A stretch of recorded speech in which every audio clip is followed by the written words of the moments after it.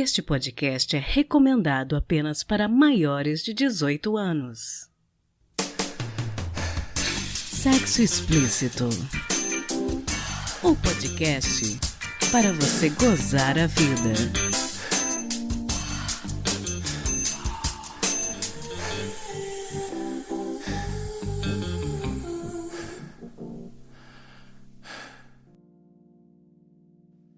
Olá, taradinhos e taradinhas! Esse é o Sexo Explícito, seu podcast para você gozar a vida, e eu sou sua apresentadora, Priscila Armani, tentando trazer um pouco de prazer para você. Hoje eu recebo mais uma vez o psicólogo e sexólogo mineiro Rodrigo Torres. Você tem um trabalho muito bacana na clínica em Belo Horizonte, a Sextima. Conta um pouquinho pra gente do serviço que vocês prestam.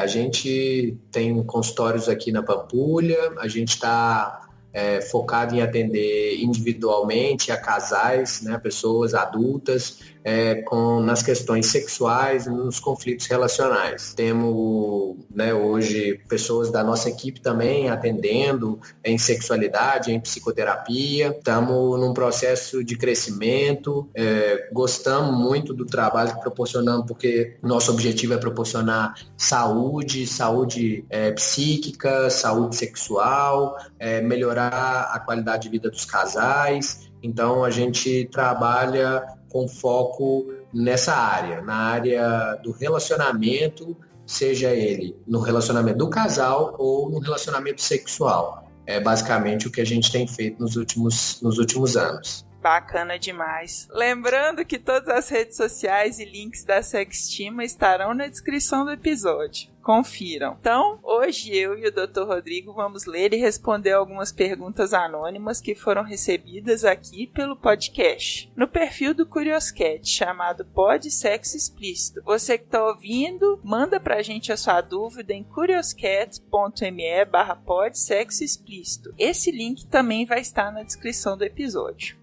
Então vamos às perguntas de hoje. Primeira pergunta. Já saí com prostitutas transexuais 2 vezes. Preciso confessar que gostei de chupar o pau delas. Na verdade, eu adorei, mas não tenho vontade nenhuma de me relacionar com homens. Qual o meu problema? Sei que as transexuais detestam ser reduzidas a uma imagem de mulher com pinto como objeto de desejo masculino, mas ainda assim eu tenho vontade de sair novamente com uma prostituta trans. E aí, doutor Rodrigo, o que o senhor acha disso? A pessoa, né, ela tem essa questão, ela tá querendo saber se ela tem um problema. Então, Priscila, na realidade, é difícil a gente colocar um problema para as pessoas. A demanda, né, para a psicologia, assim como para a sexologia, a demanda tem que vir do paciente. Se ele acha que isso é um problema para ele, né, talvez ele tenha que entender isso melhor e as raízes disso na cabeça dele e na vivência da sexualidade dele. Pelo que a gente está entendendo, ele sentiu prazer em praticar um sexo oral com uma prostituta trans, mas ele não tem vontade de se relacionar com homens. É comum, na realidade, os homens heterossexuais que têm medo de se sentirem homossexuais gostarem de transar com os transexuais que ainda não passaram pela cirurgia de redesignação sexual, né? Então, muitas dessas transexuais, inclusive, ou desses transexuais, aí tem que ver, né, até se são transexuais mesmo, ou se são apenas fetiches como drag queens ou coisas desse tipo. A gente tem que entender melhor o conceito disso tudo, mas eu acho que muitos homens têm o fetiche de transar, né? Teriam fetiche de transar com um homem, mas precisam que a imagem seja associada a uma mulher, né? Então ali tem realmente, ele diz que as transexuais detestam ser reduzidas a uma imagem de mulher com pinto, mas é como a maioria desses homens as veem, como objeto do desejo masculino. Agora, elas também são prostitutas, ou seja, elas estão usando o corpo delas para ganhar dinheiro através desse desejo masculino. Então, como assim elas não querem se colocar como objeto do desejo, mas são prostitutas? Então, isso aí fica meio contraditório na cabeça dessa pessoa, que que escreveu pra gente. Mas eu acho que ele não tem um problema. Se isso não é um problema para ele, ele não tem um problema. Agora, se isso o incomoda ou faz ele se sentir um pouco incoerente, aí ele tem que talvez ir para uma terapia com um terapeuta sexual, com um sexólogo, com um especialista, para tentar entender melhor o que leva ele a esse tipo de comportamento e por que ele sente prazer através dessa prática. Mas é difícil a gente determinar para ele qual é o problema dele. Eu não acho que ele tenha um problema necessariamente e nem que ele seja homossexual. Não consigo definir isso, porque não o conheço. Mas eu já vi casos, por exemplo, de pacientes que realmente faziam ou tinham esse tipo de comportamento apenas quando se sentiam mal. Então, se tinha alguma angústia, alguma tristeza na vida, acabavam indo praticar esse tipo de coisa como se fosse um ato de punição, de autopunição. Como também já vi homens que simplesmente tinham fetiche de transar com pênis, né? E não necessariamente eram homossexuais, porque, como a gente já disse aqui, o homossexual que define a orientação sexual homossexual não necessariamente é um comportamento, né? Mas o que me orienta, né? Para que lado eu me oriento? Se eu me oriento afetiva e sexualmente por homens, eu sou considerado homossexual. Se eu me oriento afetivo e sexualmente por mulheres, eu sou considerado heterossexual. Então, a gente tem que entender, explorar, é difícil, né, sem conhecer a pessoa, dizer para ela qual é o problema dela. Na realidade, cada caso é um caso, a gente precisaria explorar o caso dessa pessoa individualmente. É para pensar. Bom, próxima pergunta, uma ouvinte nossa. Sou casada há 6 anos, meu marido nunca priorizou o sexo. Ele é muito carinhoso, gosta do contato romântico. Porém, ele não gosta de nada mais ousado, não faz sexo fora do quarto, não tem fantasia alguma e acha bobeira fetiches. De um ano pra cá, ele tem tido problemas de ereção. Ele tá fazendo terapia, né? E não tem tido evolução. Queria poder ajudar ele a se soltar, mas qual o limite entre ajudar e forçar os meus desejos? Mas também tem que ser olhado de forma individual. O que a gente percebe aí é um conservadorismo desse homem, né? Ele é um pouco conservador, não gosta de nada ousado, não faz sexo fora do quarto. Dizer que ele não tem fantasia talvez seja muito determinista. Talvez ele tenha fantasias, mas não consegue expressá-las. E banaliza os fetiches exatamente porque não consegue lidar muito bem com isso. É preciso entender, explorar. Às vezes tem alguma questão aí inconsciente ou alguma questão da infância. É preciso entender melhor esse homem. É importante a gente ver também que existe um problema de ereção. E ele está fazendo terapia sem evolução. Agora, com quem que ele está fazendo terapia? Isso é muito importante a gente dizer, Priscila. Para tratar problemas sexuais, é importante que as pessoas procurem especialistas.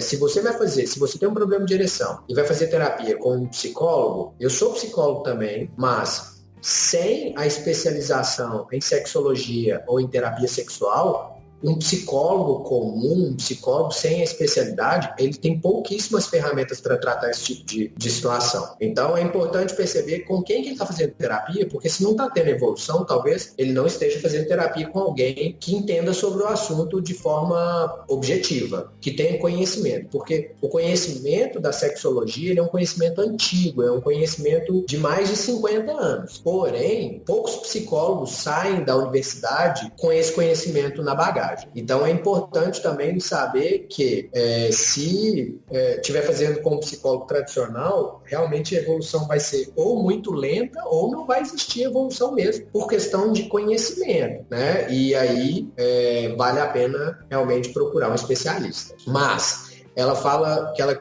quer ajudá-lo a se soltar. E qual o limite entre ajudar e forçar os seus desejos? Bom, o limite é a sua intenção, né? Se a sua intenção é ajudar, você não vai forçar ele a atender os seus desejos. Mas também é preciso que, se esses desejos sejam muito importantes para você, é preciso que você aprenda a colocá-los em questão. E eu acho que um relacionamento a dois, eu tenho falado isso muito aqui no consultório essa semana, eu falei algumas vezes, que se é um desejo que é é muito importante para minha parceira, ele passa a ser importante para mim se essa pessoa é importante para mim, né? Eu acho que a partir do momento que a minha parceira é importante para mim, os desejos dela, principalmente os desejos mais importantes, eles passam a ser importantes para mim também, eles se transformam em desejos meus também. Então, forçar ele a atender os desejos dela, ela nem tem esse poder, mas ela precisa se posicionar e ele precisa entender que os desejos dela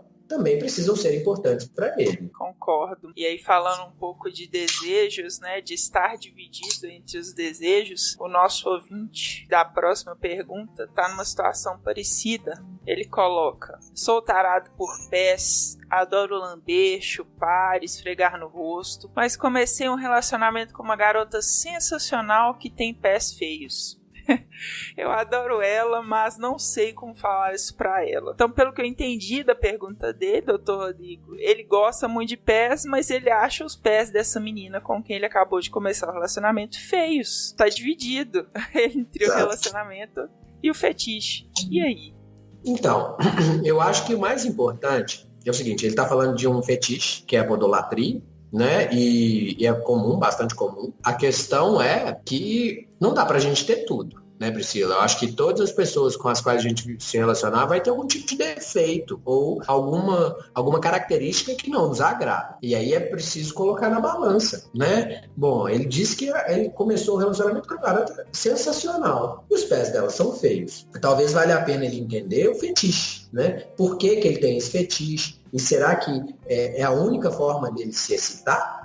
Através da execução desse fetiche? Ou, né, ele só vai conseguir ficar com mulheres que tenham pés bonitos, mas e aí essas mulheres podem ser menos sensacionais do que essa garota? Então eu acho que há de se relativizar o que está determinado demais, né? E aí eu acho que vale a pena ele colocar na balança dele o que ele está procurando de uma pessoa. Ou um ser humano perfeito, uma garota sensacional com pés maravilhosos, ou então ele vai precisar fazer escolhas, né?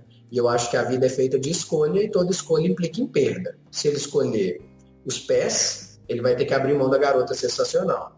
E se ele escolher a garota sensacional, talvez ele tenha que abrir mão do fetiche dele. Eu acho que isso entra muito em, por exemplo, tem homens que gostam de mulheres com seios mais fartos ou com a bunda maior. Isso pode implicar em só se relacionar com pessoas assim. Nem sempre isso pode ser saudável, né?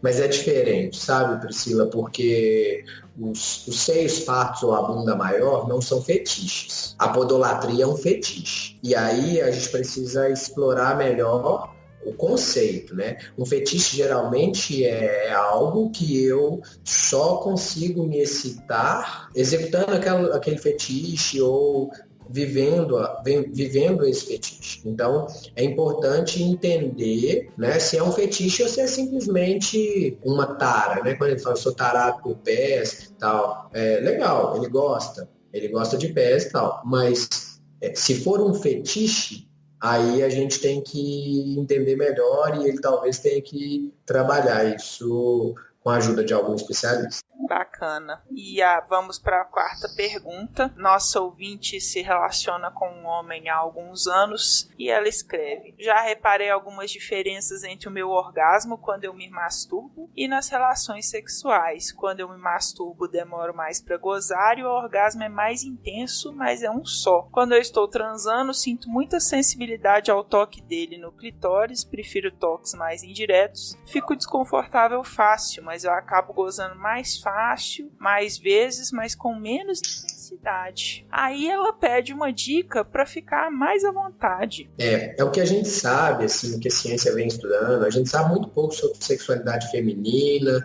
sobre clitóris. A medicina machista estudou muito pouco isso nos últimos anos, sabe? E agora, que nos últimos anos, é que a gente vem realmente explorando um pouco mais a sexualidade feminina nesses aspectos. Então, o que a gente vai vendo é que as mulheres são mais complexas mesmo, tanto na resposta sexual, quanto na questão do orgasmo.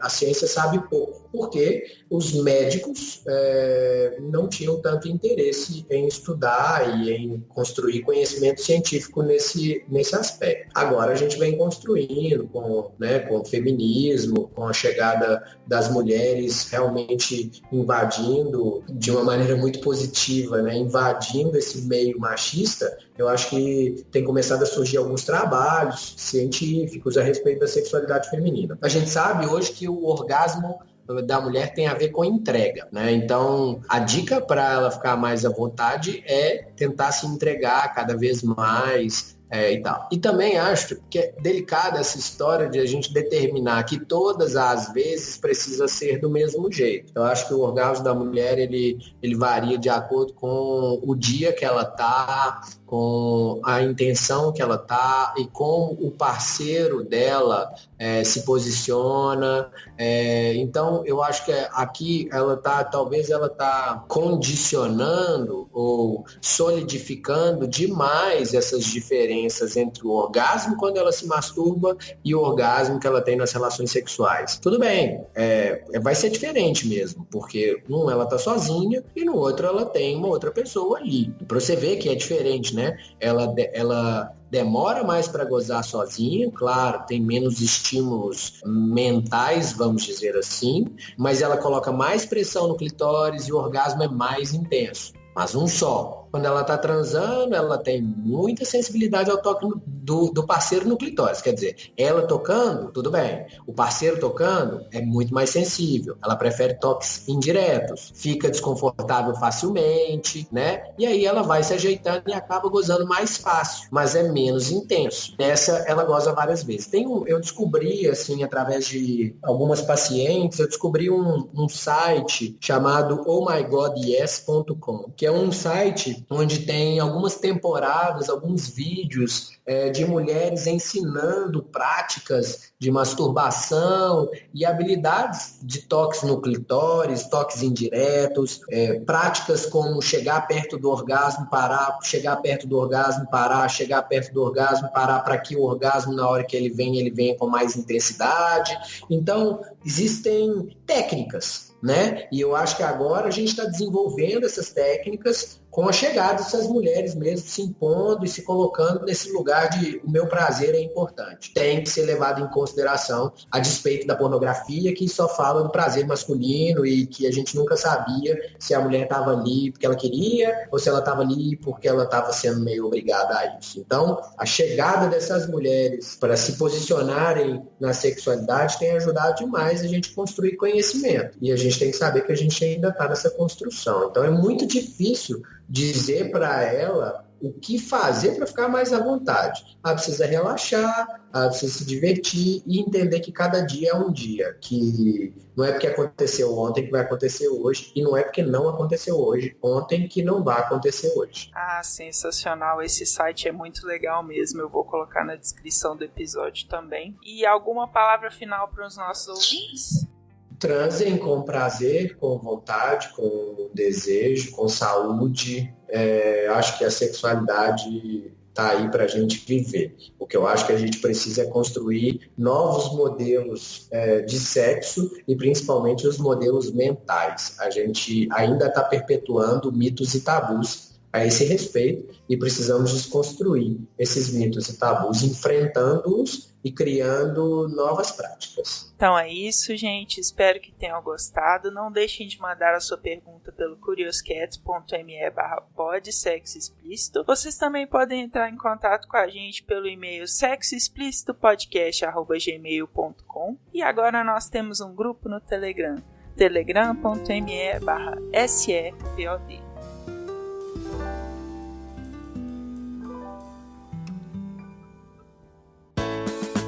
Se toca.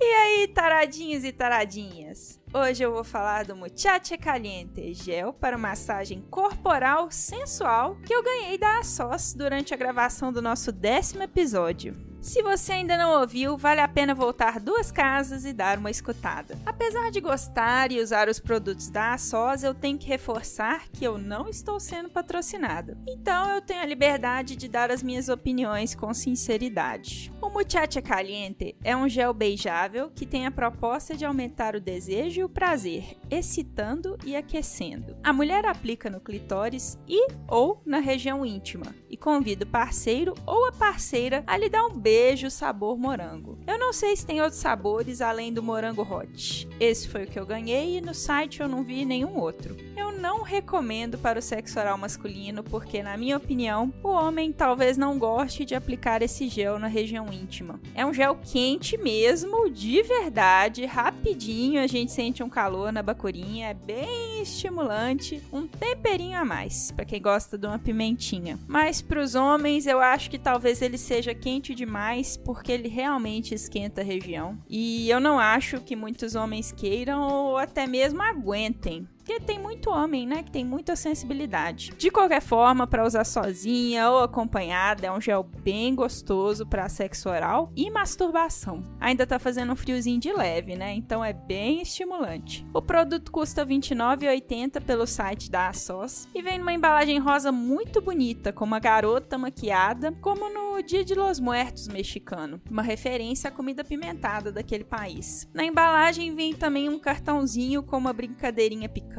para fazer com seu parceiro ou parceira. Para o ouvinte curioso, pode ser um bom presente para convidar a sua digníssima a esquentar um pouco a relação. Eu vou colocar na descrição do episódio o link para você que tiver interesse em adquirir. E aí, curtiu esse review? Quer mais? Sugere aí um produto para eu experimentar. Pode ser pelo curioscat.me/pod sexo explícito ou no nosso Twitter, @pod sexo XP POD sexo XP. Valeu!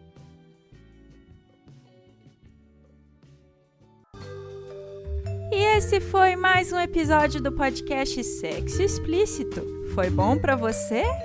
Com a edição da Cafeína do podcast Papo Delas, colaboração do Mogli do Galera do Hall e Big Tree e artes visuais da Júlia Brasolin do podcast Terapeuta, eu me despeço de vocês, pedindo que mandem suas dúvidas sobre sexo e sexualidade anonimamente pelo curioscat.me/pod sexo explícito. E você pode me ouvir em qualquer agregador de podcast de sua preferência, além de iTunes, Spotify e na Rádio Sense, é claro!